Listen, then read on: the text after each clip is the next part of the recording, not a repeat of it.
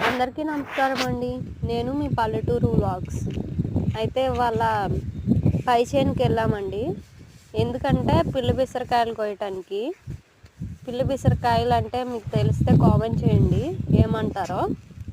అయితే ఇవి కోసి విత్తనాలు తయారు చేసుకోవాలండి వచ్చే సంవత్సరానికి. ఇవి ఎందుకు వేస్తారంటే భూమి చాలా గట్టిగా వరి పొలం వేసాక బలం అంతా కోల్పోతుంది కదండి. అందుకోసం ఇవి వేస్తే వచ్చే సంవత్సరం వరి పొలానికి పనికొస్తుందని ఈ పిల్లి బిసర వేస్తాము.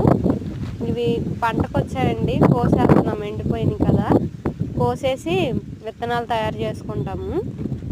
తయారు చేసుకున్నాక మీకు చూపిస్తాను నెక్స్ట్ వీడియోలో. ఈరోజు బాగా గాలి తోలుతుందండి, అందుకోసమే వాయిస్ గాలి కూడా వినపడుతుంది వాయిస్లో. మీ సైడ్ ఏం వేస్తారో వరి పొలం అయిపోయాక కామెంట్ చేయండి.